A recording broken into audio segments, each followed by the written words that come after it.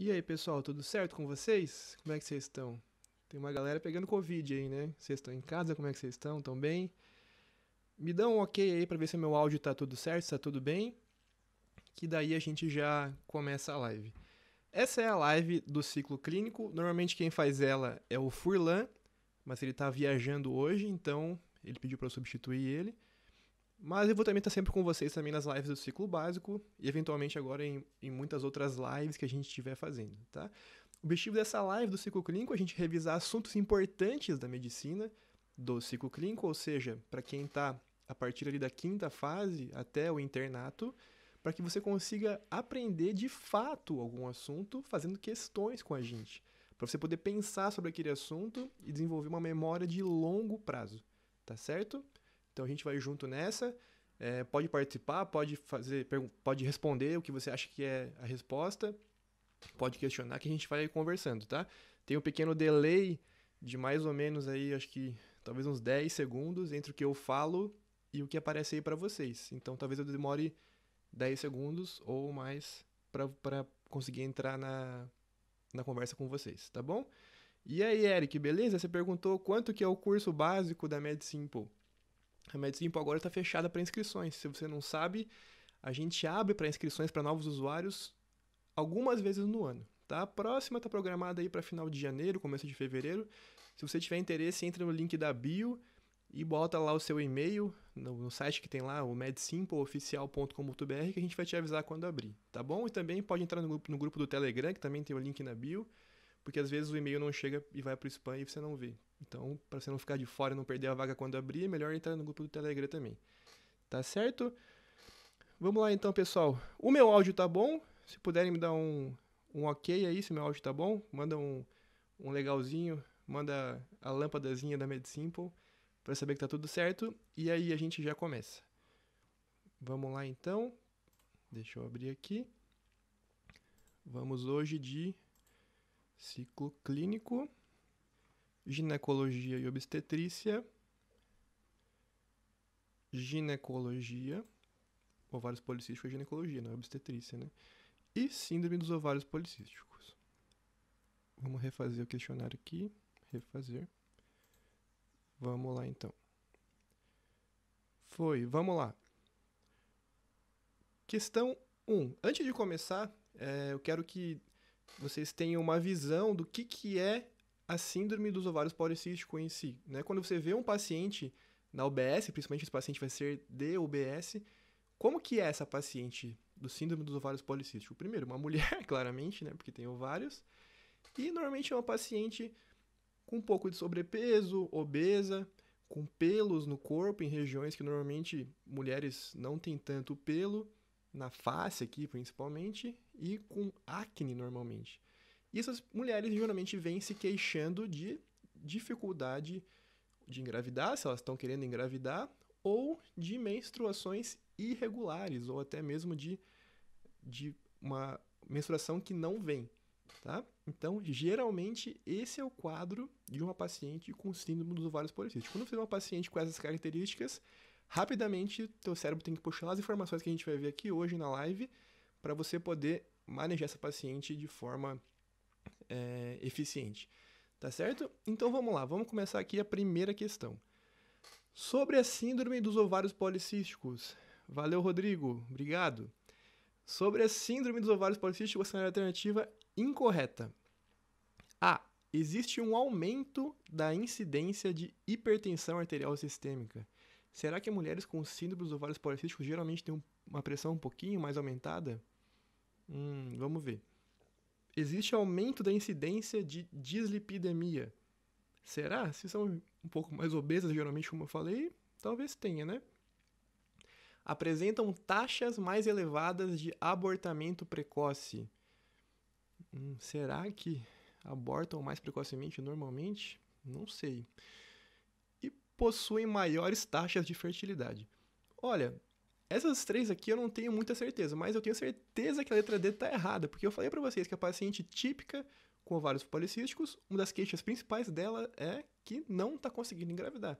Então, como a questão pede a incorreta, vamos marcar ela como a incorreta E vamos ler as outras para saber se realmente é verdade isso, porque são fatos que a gente tem que saber. Às vezes não tem tanta lógica assim. Na medicina, muita coisa que a gente estuda não é tão fácil de entender ou não faz tanto sentido assim, mas são fatos que a gente tem que saber. É um fato que pacientes com essa característica, por algum motivo que está sendo estudado, está sendo elucidado ainda, não tem ou tem alguma característica, tá?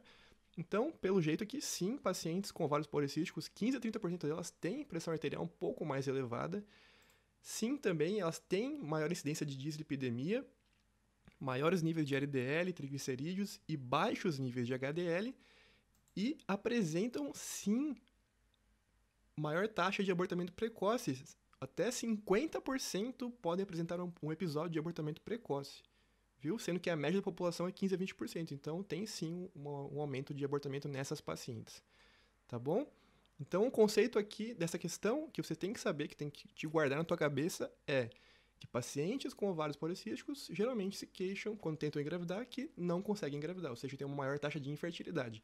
E, além disso, tem maior pressão arterial, tem mais dislipidemia e tem mais chance de aborto precoce. Beleza? É isso que você tem gravado essa questão como aprendizado para você daqui para frente. Questão da SES do Rio de Janeiro, ó, questão de residência. Na síndrome dos ovários policísticos é critério diagnóstico. Vamos lá. Opa, dei um zoom aqui que não precisava. Deixa eu ver se eu consigo tirar esse zoom. Para vocês não tá o zoom, né? Então beleza, tá tudo certo.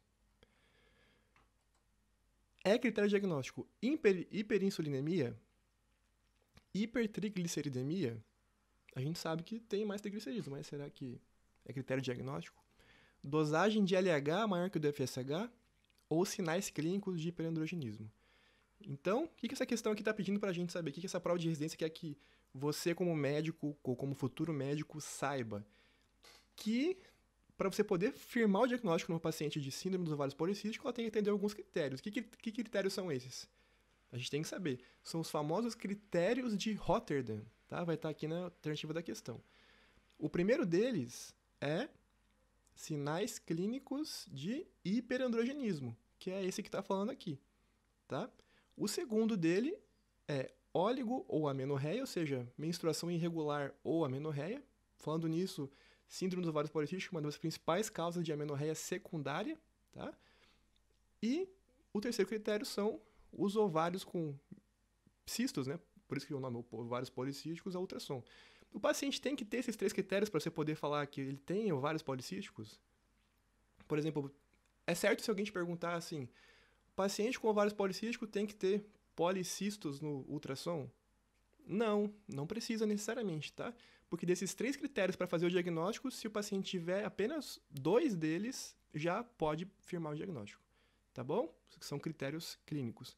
Então, o critério diagnóstico são sinais clínicos de hiperandrogenismo.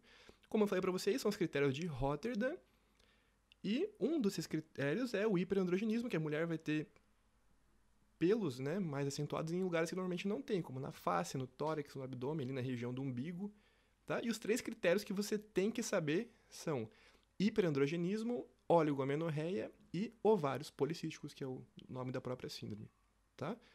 E por que a mulher vai ter hiperandrogenismo? Né? Se eu não estivesse aqui para explicar para vocês, era só acessar a plataforma nos comentários da questão que tem tudo ali para vocês. Existem várias teorias que explicam por que a mulher tem hiperandrogenismo. Uma dessas teorias fala que a própria obesidade, na mulher obesa, ela vai ter mais adipócitos, e o adipócito, ele converte perifericamente androgênio em estrona.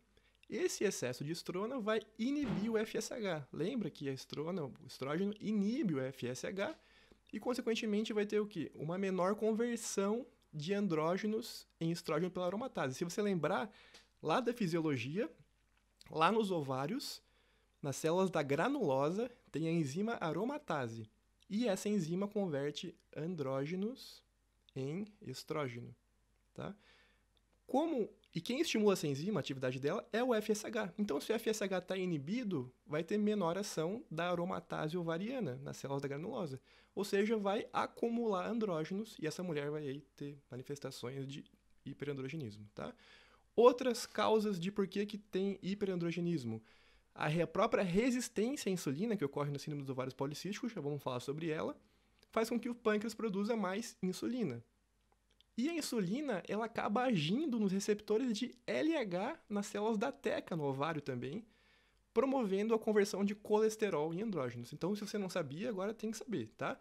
Que nos ovários tem as células da granulosa e as células da teca. As células da granulosa que eu falei para vocês, essa que tem a aromatase, que converte andrógeno em estrógeno. Mas de onde que vem esse andrógeno? Vem do colesterol. E quem faz essa conversão de colesterol em andrógeno? O LH. Então a insulina age nos receptores de LH, como se fosse mimetizando o LH, fazendo mais colesterol ser convertido em andrógeno. Ou seja, essa paciente vai ter maiores níveis de andrógeno e sinais clínicos de hiperandrogenismo, tá certo? Outro motivo por que tem sinais clínicos de androgenismo? Porque uma paciente com SOP tem maior ação da enzima 5-alfa-redutase na pele. E lembra o que faz essa enzima 5-alfa-redutase? Se lembrar lá da embriologia, ela converte testosterona em dihidrotestosterona, que é uma forma mais ativa, vamos dizer assim, do andrógeno, que vai fazer essas manifestações de pelos aparecerem, tá?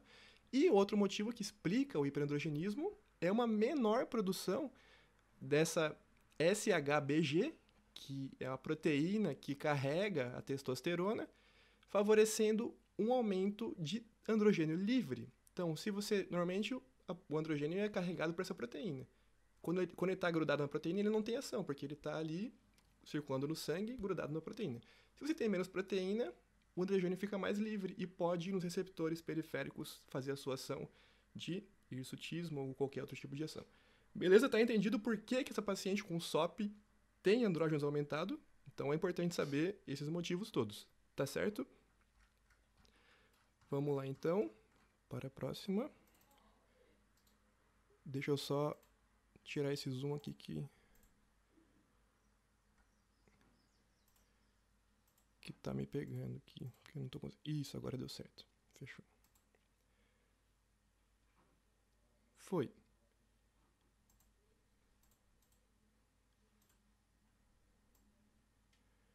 Quanto à síndrome dos ovários policísticos, é correto afirmar que aumento da relação FSH e LH, a redução do volume dos ovários, hirsutismo, acne, obesidade e regularidade menstrual. Isso aqui tá errado, né? Porque regularidade menstrual não. É irregularidade. Aumento ou não do volume dos ovários com presença de pequenos cistos. Como a gente já falou, né? Síndrome dos ovários policísticos, então vai ter vários cistinhos ali. Por que esses cistos se formam? Porque uma das principais características dos ovários policísticos é que a mulher não ovula, né? E esse óvulo é reabsorvido e formam esses cistos no ovário, tá bom? Aumento da relação FSH-LH. Lembra que a gente falou que, na verdade, inicialmente nos ovários policísticos a gente tem uma mulher um pouco mais obesa, vamos dizer assim, para a gente poder pensar, tem uma maior produção periférica de estrona que vai inibir lá na hipófise a produção de FSH. Então, na verdade, e também se inibindo o FSH, e o estrógeno, lembra que tem uma ação de feedback positivo sobre o LH. Então, aumenta LH. Então, seria um aumento da relação LH-FSH, não FSH-LH. Tá? Redução do volume dos ovários. Pode ter redução do volume dos ovários? Pode, não pode, mas não é nada que seja relevante. Normalmente há um aumento, tá? Ou não também, pode não aumentar, assim como diz essa alternativa letra D, tá bom? Lembrando que eu falei para vocês dos 3 critérios de Rotterdam, vamos lembrar? Você lembra? Pensa na sua cabeça aí, quais eram os 3 critérios de Rotterdam mesmo? Faz pensamento ativo aí, não deixa eu te ensinar passivamente não, que esse não é o objetivo da MedSimple. Quero que você pense ativamente. O primeiro critério era hiperandrogenismo, tá? Segundo critério era... Qual que era o segundo critério? Ovários policísticos, que é o nome da própria doença, tá? Como eu falei para vocês aqui, 12 vai ter ovários policísticos, e como que eu falo que são... Qual que é o critério, né, para dizer que são vários ovários? São 12 ou mais folículos medindo de 2 a 9 milímetros de diâmetro, ou um volume ovariano aumentado maior que 10 centímetros cúbicos, tá? Isso é chato e algumas provas de residência pedem, então é legal gravar esses valores, né? Tem que ser 12 ou mais microcistos de 2,9 milímetros ou um volume ovariano aumentado com mais de 10 centímetros cúbicos. E o outro critério que faltou era óligo ou amenorreia, beleza? Vamos para a próxima questão. Tá? Paciente com diagnóstico de ovários policísticos apresenta placas acastanhadas nas axilas, virilhas e sulcos inflamamários. São sinais de... Alguém sabe dizer o que são essas placas acastanhadas nas axilas, virilhas e sulcos inflamamários? O que é isso? Como é que se chama isso? Isso tem um nome, essa lesão de pele, em pacientes com ovários policísticos, também pacientes diabéticos também tem isso, diabetes tipo 2. Alguém sabe dizer o nome dessa lesão de pele? Vamos ver se alguém sabe aí. Vou esperar um pouquinho para ver se alguém se manifesta. Senão eu explico para vocês.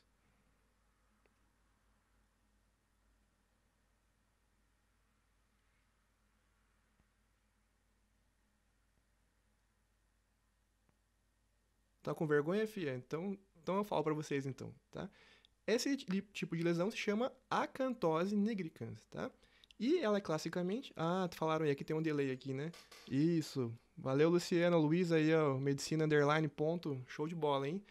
É um sinal de quê? De resistência à insulina, tá? Então, muito bem ali, o medicina underline falou já a resposta direto, letra B. A Luciana ali falou também, acantose nigricans, isso, tá? E por que aparece esse tipo de lesão? Porque se você tem resistência à insulina, teu pâncreas vai produzir mais o quê? Mais insulina, tá? E a insulina é um hormônio anabólico. Então, ela vai estimular as células da pele, que são os queratinócitos dérmicos, a produzir mais melanina, tá? Então, por isso que ela vai ficar mais escurinha, tá bom? Então, são lesões como que tá na questão falando, né? Nas axilas, na virilha, sulco inflamamário, às vezes tem aqui, assim, atrás do pescoço, tá? Bem clássico de pacientes com resistência à insulina. Então, o que você tem que saber dessa questão aqui? Que pacientes com SOP têm resistência à insulina, igual paciente diabético tipo 2. Beleza? Vamos lá, então. Próximo. Sobre o perfil endocrinológico da SOP. Assinale-a incorreta. Tem aumento da testosterona? Já falamos que sim, né? A paciente tem sinais de hiperandrogenismo, então tem aumento da testosterona, tá?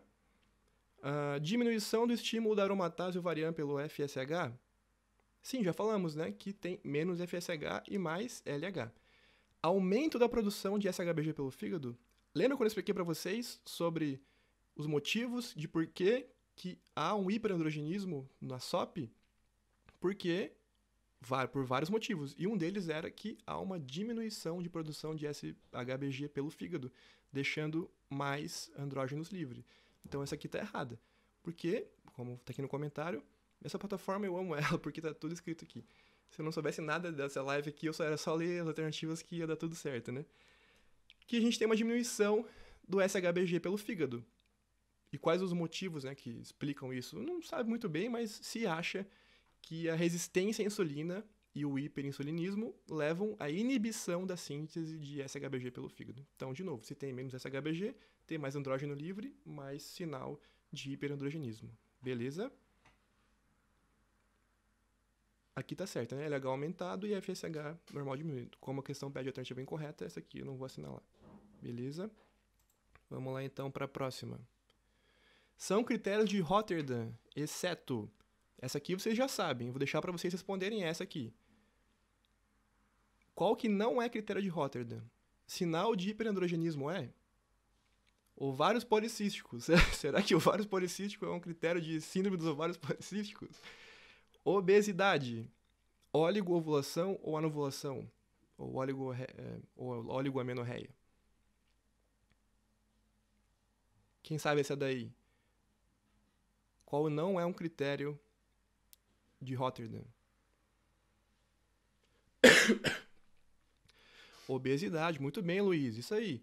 Apesar da maioria dos pacientes com ovários policísticos que a gente encontra ser um pouco acima do peso, não é um critério diagnóstico, tá?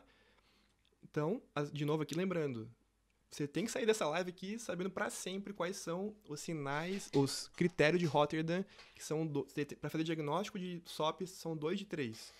Hiperandrogenismo, oligomenoreia e ovários policísticos, tá bom? Vamos lá, então. Próxima questão. Qual das drogas a seguir caracteriza-se pelo seu potente efeito antiandrogênico, sendo indicada na síndrome de ovários policísticos? Essa aqui é difícil, hein? O que vocês acham, gente? Desorgestrel, metformina, clomifeno, ciproterona. Meu Deus, o que é isso? Quem se arrisca aí? Qual dessas drogas tem um efeito antiandrogênico? O que vocês acham, gente? Desogestrel. Meu Deus, o que é isso? Quem já ouviu falar em desogestrel é um progestágeno, né? Será que esse progestágeno tem efeito antiandrogênico? Metformina tem efeito antiandrogênico? Normalmente eu vou falar pra vocês aqui que a metformina é usada sim em pacientes com SOP, mas pra quê? Por causa da resistência à insulina, igual o paciente diabético tipo 2. Qual que é a primeira medicação de escolha em paciente diabético tipo 2? Metformina. Então, na SOP também, se tem resistência à insulina, metformina. Tá? Nossa, até rimou, né? Nunca tinha pensado nisso. Clomifeno. Clomifeno é um medicamento usado para induzir a ovulação. Se a paciente quer engravidar, você dá clomifeno para ela ovular e ter mais chances de engravidar. Tá? Então a gente ficaria aqui entre duas, né? Desogestrel e acetato de ciproterona, que também é um progestágeno. Qual deles aqui que é o mais indicado na SOP, classicamente pelo seu efeito antiandrogênico? O acetato de ciproterona. Se você não sabia, então é uma coisa que pouca gente, por exemplo, assim, entre estudantes de medicina, eu vou dizer que é uma coisa que pouca gente sabe, né? Fala com confiança. Qual progestágeno tem ação antiandrogênica que é classicamente usado na SOP? Acetato de ciproterona, tá? Então esse é o conhecimento que era o objetivo dessa questão, para você conhecer. Se você não sabia, não tem problema, mas agora você já tentou pensar ativamente, criou várias trilhas no seu cérebro e agora vai lembrar por mais tempo que é o acetato de ciproterona, uma das medicações de escolha pelo seu efeito antiandrogênico. Então, se a mulher chegar lá no seu consultório, na sua OBS, né, lá no seu ambulatório, lá na sua faculdade, com SOP, queixando de hirsutismo, por exemplo, você vai dar que medicação para ela, que vai ajudar muito ela, algum anticoncepcional combinado, cujo o progestágeno seja o acetato de ciproterona, beleza? Aqui nas outras, né, como eu falei para vocês, o clomifeno ele é um indutor da ovulação para engravidar, metformina para resistência à insulina, e desogestrel também é um progestágeno, mas não tem tanto efeito antiandrogênico quanto o acetato de ciproterona, então não ia adiantar muito, beleza? Vamos lá. Essa aqui vocês têm que saber responder, né? Porque acabei de explicar. Em uma paciente com hiperandrogenismo, diagnóstico de origem ovariana, diagnosticada com SOP, e que não tem desejo de engravidar. Não tem desejo de engravidar, ela não quer engravidar. Ela falou pra você, ó, não quero engravidar, não. Qual o tratamento mais adequado? Clomifeno? Clomifeno que não é. Por quê? O clomifeno é usado pra engravidar. Se ela não quer engravidar, eu vou dar clomifeno pra quê? Né? Metformina. Tá falando aqui sobre resistência à insulina? Né? Não tá falando, né, sobre isso. Apesar de que você tem que dar, mas ele quer... tá focando aqui que a paciente tem sinais de hiperandrogenismo, tá? Então, se a paciente tem sinais de hiperandrogenismo, eu tenho que dar algo que diminua esses sinais de hiperandrogenismo. Progesterona. Progesterona é muito geral, né? Existem vários progestágenos, né? Qual que é o progestágeno que eu falei para vocês que é o mais indicado porque ele tem efeitos antiandrogênicos, ou seja, vai melhorar ali o hirsutismo da paciente, por exemplo? A ciproterona. Então, eu vou dar para o paciente um anticoncepcional combinado que tenha um estrogênio e o acetato de ciproterona. Beleza? O Aqui, ó. Para resolver o problema do hiperandrogenismo, a melhor alternativa será escolher um estrógeno com um progestágeno de efeito antiandrogênico, tá?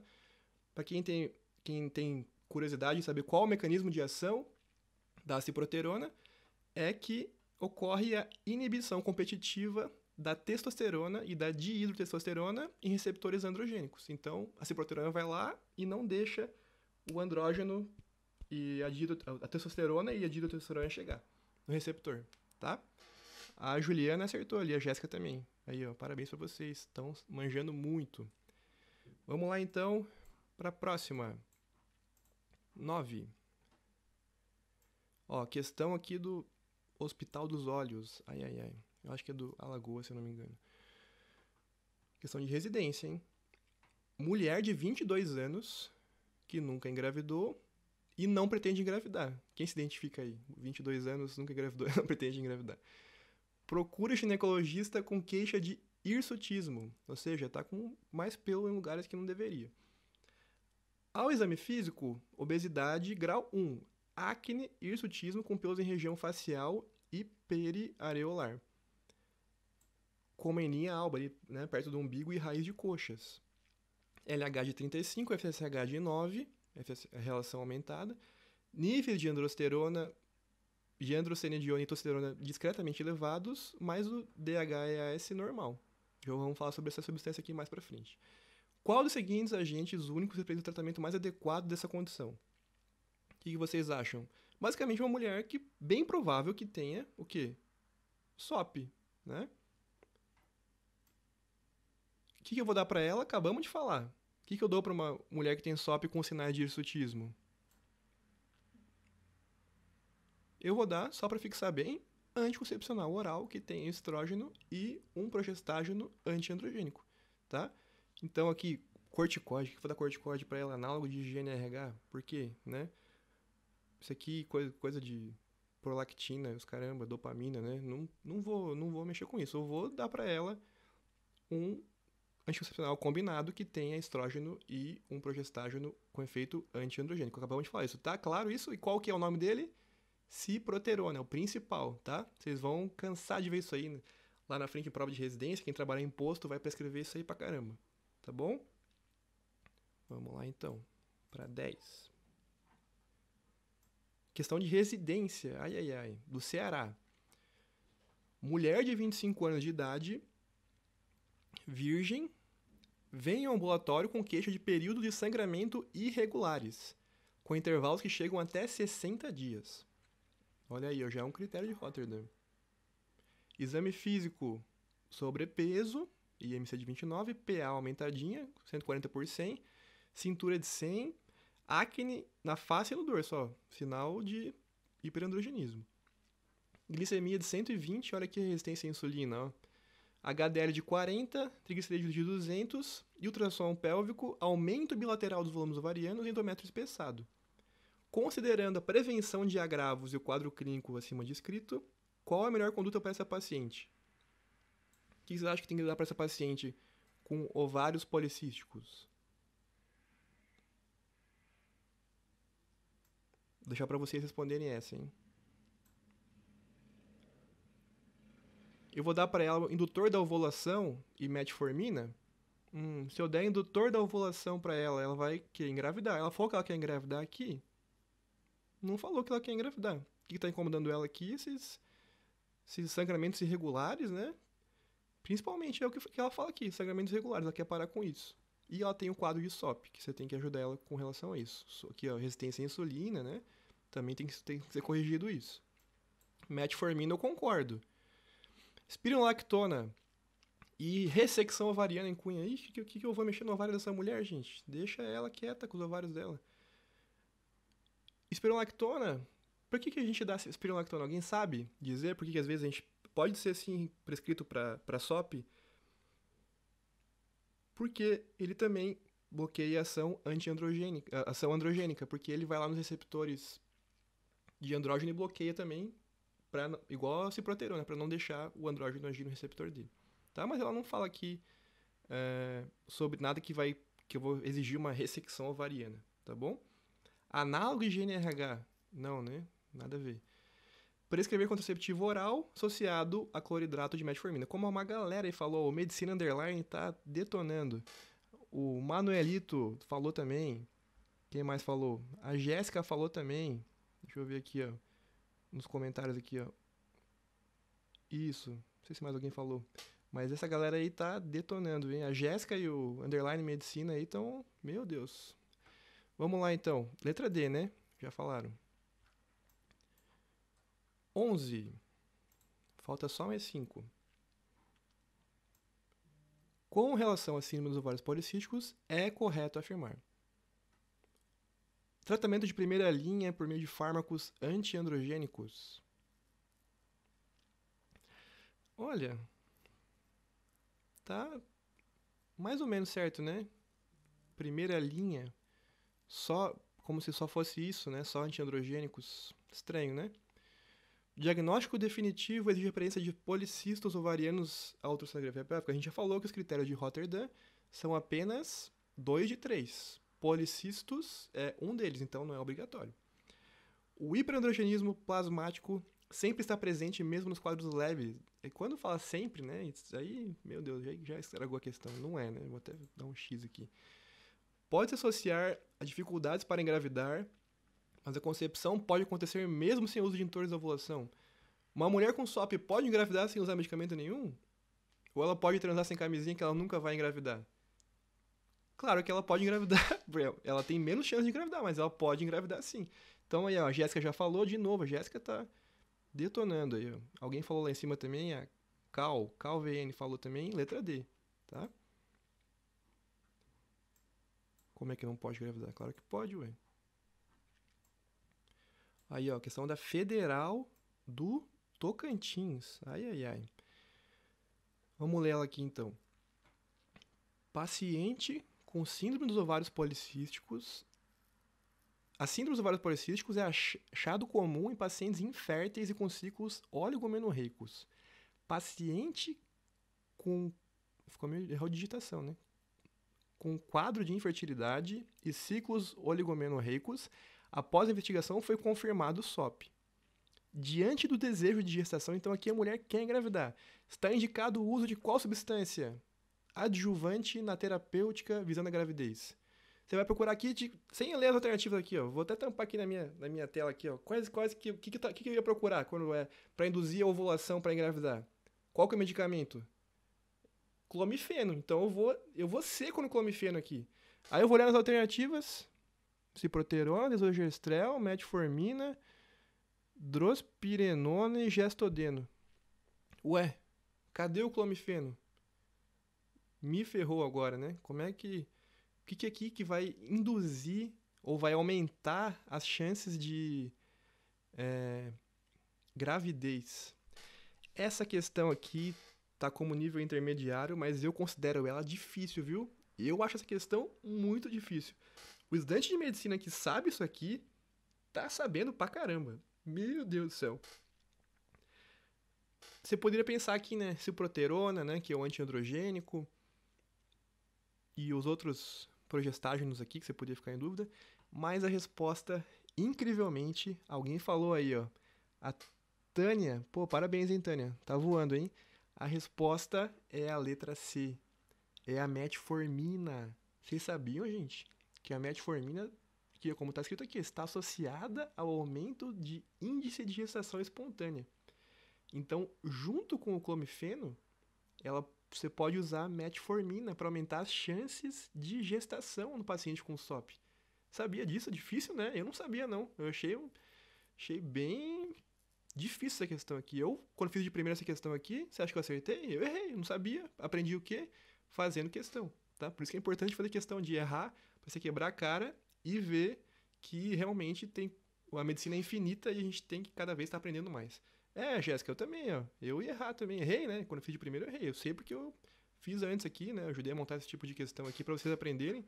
Mas quando fiz de primeiro, eu errei, tá? Então, super importante vocês saberem que a metformina é usada junto com o clomifeno para aumentar a chance de gestação. Beleza? Vamos lá, então. Opa. Questão 13. Falta só mais 3, vamos lá. Tan, tan, tan, tan. Questão de residência da USP. Questão da USP, meu Deus. Né? Difícil. Vamos lá. Mulher, 18 anos de idade, procurou ginecologista devido... Gesta zero, né? Devido à irregularidade menstrual desde a menarca. Então, sempre já passou da idade de ter menstruação irregular, né? Tá com 18 anos já. Refere acne, leve aumento de pelos em face. Então, ó, irregularidade menstrual, hiperandrogenismo, SOP. Refere ser virgem. PA de 120 por 80, frequência cardíaca de 80, IMC de 22 e índice de Ferriman-Galloway de 8. Alguém sabe o que é esse índice de Ferriman-Galloway? É para você poder julgar se a paciente tem realmente um hiperandrogenismo clínico, se você vê que a paciente tem mais pelos e tudo mais. Às vezes você fica meio na dúvida e existe uma tabelinha, que é uma escala chamada de índice de Ferriman-Galloway, que diz pra gente se o paciente tem hiperandrogenismo ou não. E quando esse índice é maior ou igual a 8, você fala que ela tem. Então, se a paciente tem índice de Ferriman-Galloway de 8, a gente pode dizer sim que ela tem sinais de hiperandrogenismo, tá? Restante do exame físico normal. Na investigação dessa paciente, devemos dosar. Meu Deus, dosar. Ih, agora ferrou. O que eu vou dosar nessa paciente com SOP? Ou será que ela tem SOP? Quem disse que é SOP? Ah, só porque parece que tem, né? Pode ser outra coisa? Claro que pode. Pode ser outras causas dando os mesmos sintomas de SOP, tá? Então, o que eu vou pensar na minha cabeça numa paciente que tem a menstruação irregular, por exemplo, e testosterona aumentada, provavelmente, né? Porque tem sinais de hiperandrogenismo. Eu vou dosar 17-alfa-OH progesterona. Por que eu faria isso, né? Tem que conhecer fisiologia para conseguir responder essa questão. Testosterona e prolactina. FSH, estradiol e prolactina. 17-alfa-OH progesterona, LH e progesterona. Testosterona, estradiol e progesterona. Então, para a gente poder pensar nessa questão, a gente tem que fazer o quê? Primeiro, né? Qual que é o diagnóstico mais provável desse paciente? O mais provável, SOP, né? É SOP. O mais provável é SOP. Mas que outras causas podem estar causando sintomas que mascarem o SOP, no caso, né?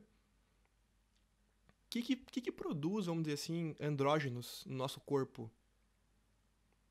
Além da conversão, né?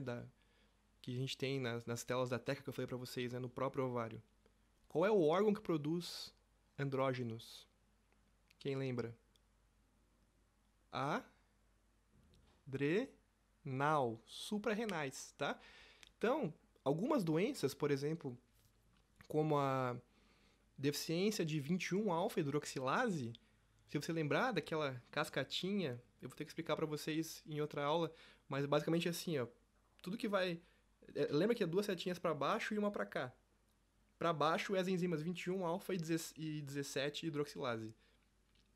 E 11-hidroxilase, desculpa. 21 e 11, tá? E a 17 é para cá. Se você tem a deficiência da 21-alfa-hidroxilase, você acumula essa substância que é o 17-alfa-OH, progesterona, tá?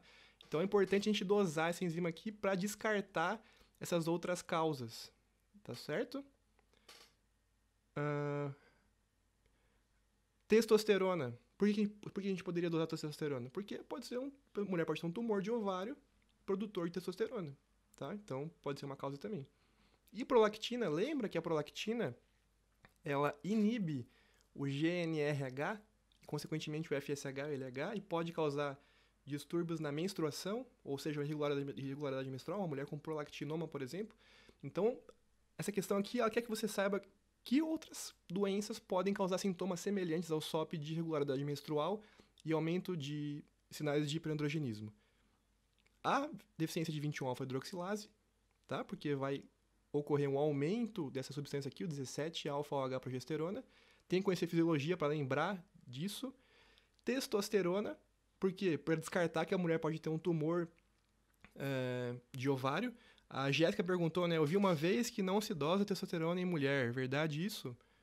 Se você não suspeita de nada, não tem por que dosar mesmo, tá? Até porque esses valores são bem variáveis. Mas se você está suspeitando de que pode ser um tumor, você quer descartar, por exemplo, você pode pedir testosterona sim, porque vai ter um valor exorbitante, tá?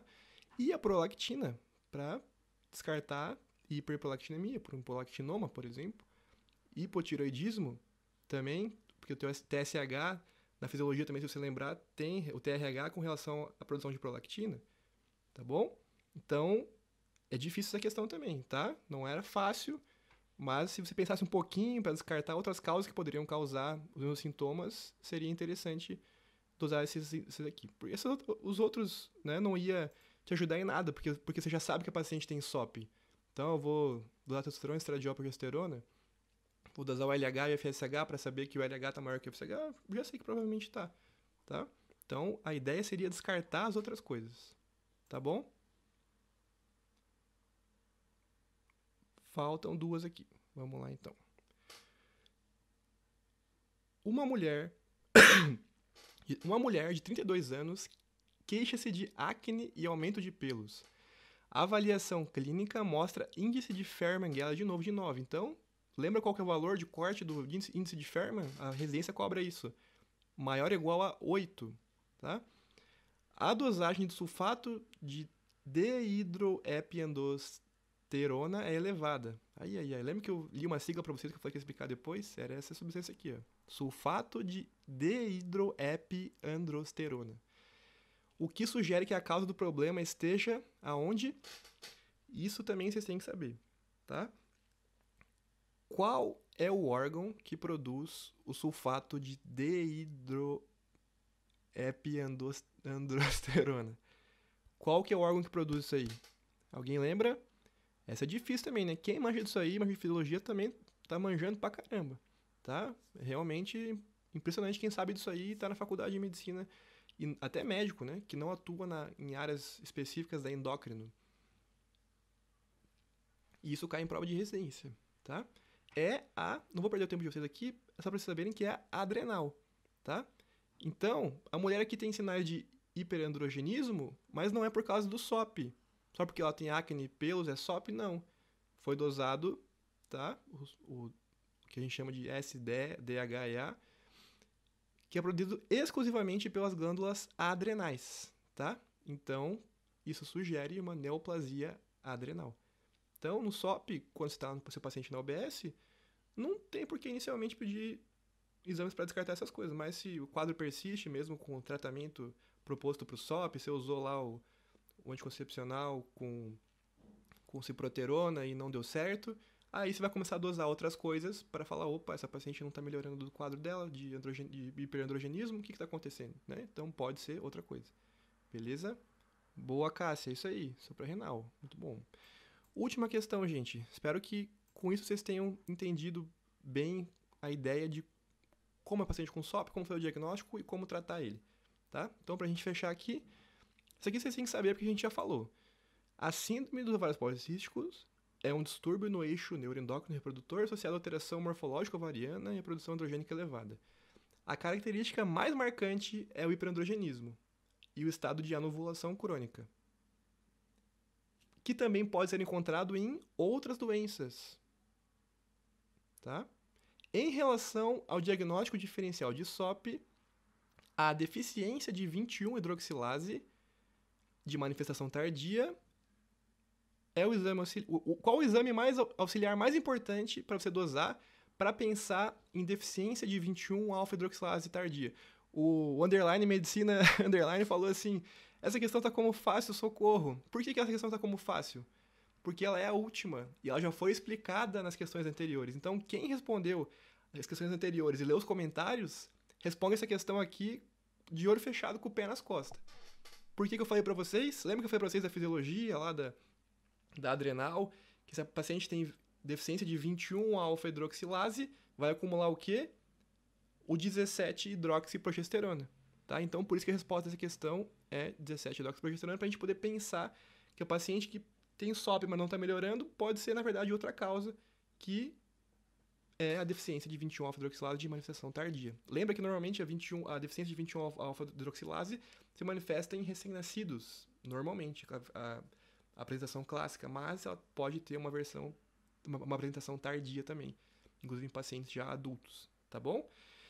Galera, espero que tenha ficado bem claro para vocês a mensagem da SOP, o quadro clínico da paciente clássica, os critérios de Rotterdam, aqueles 2 de 3 que vocês têm que saber, qual medicamento usar, A ciproterona, lembra dela, que é um progestágeno anti-androgênico para você usar um anticoncepcional combinado que tem a ciproterona. O clomifeno para induzir a ovulação. A metformina para resistência à insulina e também para ajudar na gestação, tá? Que muita gente esquece. E pensar em outras causas, não pode ser um cara comum. Vou ficar só na SOP, eu não tenho que saber outras coisas, a medicina é muito grande, blá blá blá. Não. Tem que saber que pode ter outras causas que podem estar prejudicando a sua paciente. E você, como médico, tem que conhecer que outro exame você pode pedir para descartar essas causas e ter certeza que é só a SOP mesmo. Tá, beleza, gente? Espero que tenham gostado, tá? Qualquer dúvida, manda mensagem pro direct pra gente. Deem sugestão de temas no direct ou aqui mesmo, vocês que sabem. E agora a gente vai começar a fazer mais lives. Mais lives a gente precisa de sugestão de tema de vocês e o que vocês quiserem. Inclusive, desculpa. A gente vai começar a fazer uma série de lives de revisão pra prova. Já começou a aula de vocês? Se já começou a aula de vocês e quem tiver interesse que eu faça uma revisão ao vivo para vocês, para qualquer prova que vocês quiserem da faculdade, usando a plataforma junto, com flashcards, usando todas as ferramentas, eu faço para vocês, tá? Me manda direct no Instagram da MedSimple, fala assim, eu quero revisão de tal assunto que a gente faz para você, tá? Ao vivo, pode ser uma semana antes da prova, pode ser um dia antes da prova, pode ser na noite anterior à prova, quando vocês quiserem, tá? A gente vai fazer essas revisões para a prova. Pra quem não sabe, na faculdade, né, eu costumava fazer um docs, né, antes de todas as provas. E eu tirava lá, né, mas nota boa, porque eu estudava, né, tirava lá meu 9, 9,5. E a galera que não tinha estudado bosta nenhuma, lia o meu docs e tirava igual eu, 9, 9,5. Tá, então eu prometo que eu vou fazer vocês também tirar 9 mais nas provas, pra vocês ficarem tranquilos no semestre. A gente sabe que na medicina é muita coisa, então se a gente tira nota boa na prova, a gente fica com a vida tranquila. A gente não tem que ficar ansioso ou preocupado por causa de nota, tá? Então, quem quiser, manda mensagem no direct da MedSimple e pede lá, eu quero uma revisão para a prova tal, mas me fala o assunto, né? E também diz a data, tá? Que a gente programa e faz essa revisão com vocês, tá certo? Valeu, rapaziada. Até a próxima. Foi muito legal estar aqui com vocês hoje. Vejo vocês na próxima live. Abraço!